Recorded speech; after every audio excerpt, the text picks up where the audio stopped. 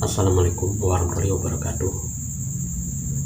Dengan penuh keinsapan, mari kita bersama-sama menjelajahi makna hidup ini dengan bimbingan dan petunjuk Sang Maha Kuasa. Mari kita sambut kehadiran channel Kang Darman Denesa sebagai teman perjalanan spiritual menuju kebaikan, dan mari kita bersama-sama memperkuat iman dan takwa dengan mempelajari dan menyimak apa yang disampaikan di dalam video berikut ini. Al-arif billah. Begini orang yang arif billah tuh artinya sudah kenal Allah, sudah melihat Allah, sudah paham Allah, sudah mengerti Allah semuanya. Nah, ketika orang sudah mencapai tingkat pengetahuan seperti itu, sejak itu dirinya sudah nggak ada. Karena ternyata yang berdaulat itu hanya Allah. Ya. Wujud kita ini adalah semata-mata bagaikan bayang-bayang. Kita ada karena adanya Dia. Dan semua yang bergerak adalah yang menggerakkan Dia. Jadi orang yang sudah tingkat ma'rifatullah, ketika dia berbuat, dia tidak merasa berbuat, yang dirasakan Allah yang berbuat. Maka terjadilah. Dan ketika dia mengatakan, bukan dia mengatakan, tapi Allah yang mengatakan. Ketika engkau sudah mencintaiku, maka mulutmu adalah mulutku dan tanganmu adalah tanganku.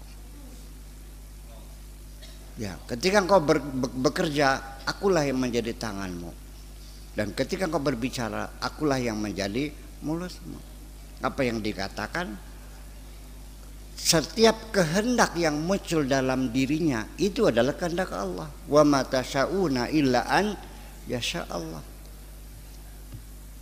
Sehingga ketika dia berbuat apapun itu yang disadarinya Allah yang berbuat, maka dapat dipastikan apapun kebaikan yang dia lakukan tidak mungkin mengharapkan imbalan dari siapapun. Anda membangun rumah, setelah jadi, kepada siapa Anda berterima kasih? Betul enggak? Karena kembali pada dirinya. Selesai. Nah, jadi ini bukan fatalisme ya. Ini untuk kondisi seseorang tertentu yang sudah mencapai tingkat fana. Jadi lalu apa yang dilakukan? Ya sudah, tidak ada harapan apapun. Niat juga nggak tahu apa yang diniatin. Ya kan, doanya gimana? Ya berdoa pada siapa? Wahai diriku, berikanlah aku rumah yang gimana lagi? Masa wahai diriku? Ya, karena itu sudah nggak ada, bahwa diri sudah tidak ada. Dari mana cirinya orang tidak ada? Coba kita hina orang itu sehina-hinanya, dia marah nggak? Ketika dia dalam keadaan susah sampai tidak bisa makan apapun, berkeluh kesah enggak? Ketika dia jatuh sakit, mengerang kesakitan enggak? Enggak. Dia ada enggak? Enggak ada. Itulah fana. Jadi sudah tidak ada penderitaan, sudah tidak ingin apa-apa. Semuanya dia hanya bergerak sesuai dengan kehendak Allah saja. Nah, ini ukurannya mungkin banyak orang tidak mengerti ya kondisi semacam itu. Tapi kalau Anda mau niat belajar, mangga ada jalannya kan gitu. Ya, untuk mencapai tingkatan itu ada. Sekarang begini, Nabi Muhammad dilempari sampai berdarah-darah. Malaikat menawarkan, apa aku musnahkan penduduk Taif ini? Kata Nabi jawabnya, kalau kau bunuh mereka, lalu tugasku apa? Malah yang keluar adalah ucapannya Allahumma hdi qaumi innahum ya Allah, berilah hidayah mereka karena mereka enggak tahu siapa aku ini. Nah, kalau orang dilemparin mukanya tidak marah, tidak sakit hati, berarti orang itu ada enggak sebetulnya?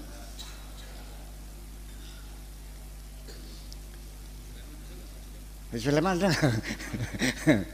Nah, itulah. Nah, itulah makanya jadi kita ukurannya bukan semacam itu. Jadi begini aja lah. Kita ini itu kan teori ya. Sekarang saya ingin menjelaskan dengan bahasa realita di lapangan. Di mana keterlibatan dirimu dalam hidupmu. Coba jelaskan di mana keterlibatanmu dalam dirimu. Realita di lapangan kamu terima beres semua. Tinggal duduk manis, rambut panjang sendiri, darah mengalir sendiri, jantung berdegup sendiri, paru-paru kembang kempis sendiri, ampasnya keluar sendiri, keringat sendiri. Tidur ya tidur sendiri, bangun-bangun sendiri. Di mana keterlibatanmu? Dari mulai kau lahir juga kamu tidak dilibatkan kok.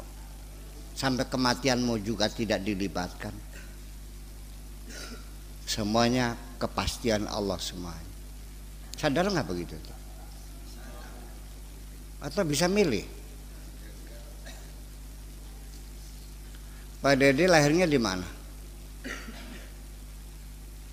Di Purwakarta, Cikampek. Pilihan siapa? Ibunya siapa? Pilihan siapa? Hari apa? Tanggal berapa? Bulan apa? Tahun apa? Jenis kelaminnya terlibat.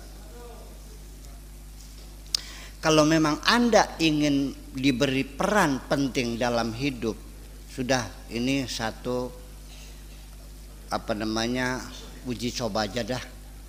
Oke, semuanya tetap Allah yang ngatur. Tugasmu panjangkan rambutmu, rambut kepala, nggak usah ketek dah, kepala aja. Ketika kita diberi tugas memanjangkan rambutmu, rambut kepala, seumur hidup engkau tidak akan bisa bekerja apa-apa untuk memanjangkan rambutmu. Tiap hari ngedudut-dudut rambut, itu pun tidak akan sempurna kok. Pertanyaan saya, Anda ingin bersusah payah apa enak duduk manis? Tinggal duduk manis setiap malam menyanyikan lagu cinta. Apakah ya Rabbana zalamna ampusana, ataupun lagu-lagu mars kesukaan Allah, subhanallah walhamdulillah wala ilaha illallah. Lalu setiap Allah memerintahkan, semuanya fasilitasnya sudah dilengkapi kok. Lo minta apa lagi? Jadi sebenarnya Anda ingin apa sih?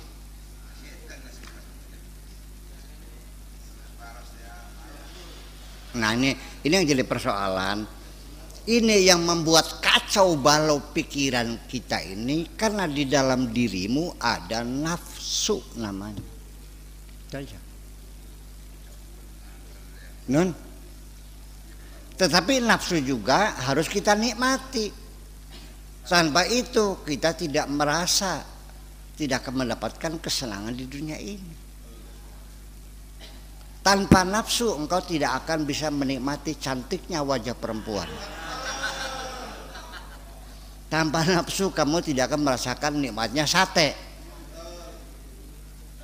Itu aja. Jadi nafsu biarkan hidup, tapi yang penting bagaimana kira-kira nafsu itu bisa dikendalikan. Itu cakap pesan. Iya. Jadi kedaulatan mutlak semuanya ada di tangan Allah semuanya. Ya, ya begini, kita merasa seolah-olah kita punya kekuasaan, punya kedaulatan, punya kehendak, punya prangsane anggapannya. Nyatanya sampai keinginan pun yang muncul dalam dirimu itu diciptakan oleh Allah, Anda berkeinginan seperti itu. Ada enggak orang yang oleh Allah tidak diciptakan keinginan pengen pinter? Ada enggak?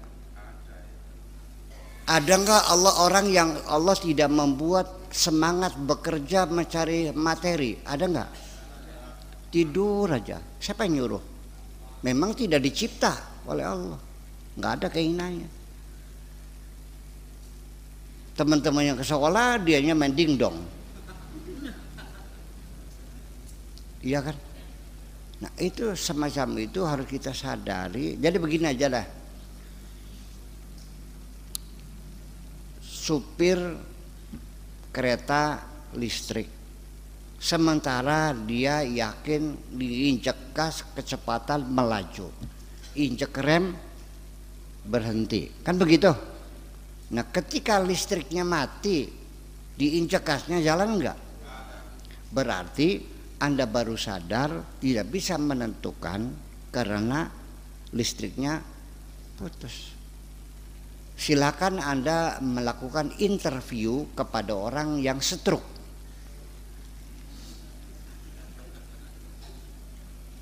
Saya bertanya Pak orang stroke, dulu Anda mengancam memukulin saya, sekarang saya datang, silakan sok pukuli saya sekenyang kamu. Nggak bisa. Kenapa? Ya nggak bisa. Dulu ngancam, iya. Kenapa? Dulu mah bisa. Sekarangnya bisa enggak? Enggak. Jadi aslinya kamu bisa atau tidak? Aslinya kamu tidak bisa. Non, Anda sekarang ngerasa bisa pipis enggak? Bisa buang air besar enggak? Tanya di rumah sakit orang yang disobek perutnya lewat plastik. Kenapa Anda tidak bisa buang air besar? Karena tidak bisa. Jadi yang aslinya karena bisa apa karena tidak bisa? Tidak bisa. Jadi ini kata la haula wala quwata ini murni betul aslinya memang begitu. Nah ketika diberi kebisaan kamunya beranggap seperti bisa sendiri. Itu aja persoalan. Paham ad? Ketika dikasih kemampuan Anda merasakan mampu sendiri. Ketika dicabut lagi baru tersadar kita tidak punya kemampuan apa-apa. Dan biasanya kesadaran semacam itu tuh spiritual tuh datangnya adalah pada saat kita terjepit dalam kehidupan. Ya, yuk kita ke Astana Gunung Jati. Di sana orang-orang yang ibadahnya luar biasa. Setiap hari sholatnya 17 waktu. Sehari-hari baca Quran saja. Sujud lagi, baca Quran, sujud lagi sambil puasa, sambil nangis. Hebat enggak? Karena utangnya 4 miliar belum bayar. Kalau memang dengan cara semacam itu baru Anda mendekatkan diri kepada Allah, saya doakan. Mudah-mudahan Anda punya utang 4 miliar. Apa perlu didoakan? Ya nggak usah dong. Ya kan? Ya kita saja harus menyadari sejak awal pelajaran orang lain kita manfaatkan. Tidak perlu Anda harus mengalaminya sendiri. Enakan begitu? Gimana Mang Em? Mau nanya? Ada lagi ya? Sulaiman nanya lagi? Oh enggak.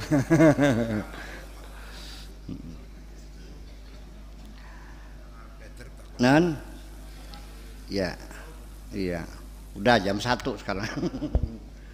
Jadi begitulah kira-kira bahwa ternyata pada akhirnya kita begini. Percaya enggak?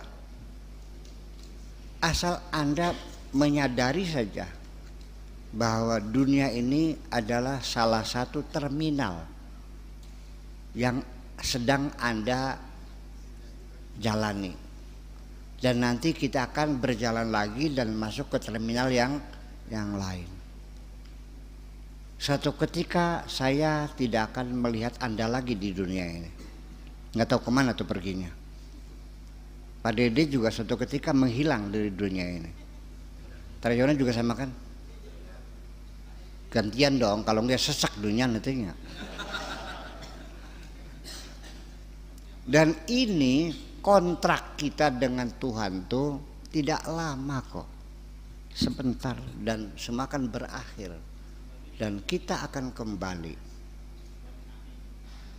Suka tidak suka kita akan kembali. Nah, nanti yang jadi pertanyaan, nggak usah sampai tingkat fana lah, ya kan? Asal datang kerinduan, pengen pulang saja. Pernah muncul nggak?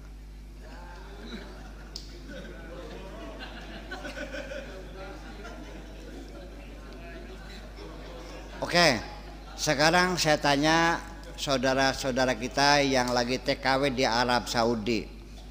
Sudah 4 tahun belum pulang karena diperpanjang kontraknya 2 tahun lagi. Tanya mereka, ada kerinduan pulang nggak? Apa yang mereka ingat? Keluarga, orang tua, anak-anak, suami. Ada nggak yang ditanya, nggak saya mau pulang lagi, dah nggak usah? Ada nggak?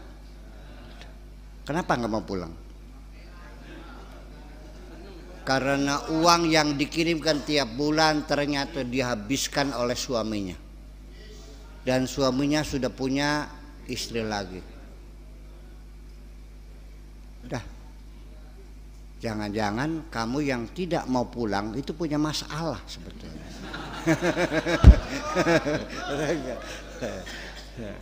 Nah, insya Allah nanti Senin depan kita bedah masalah itu apa sebetulnya.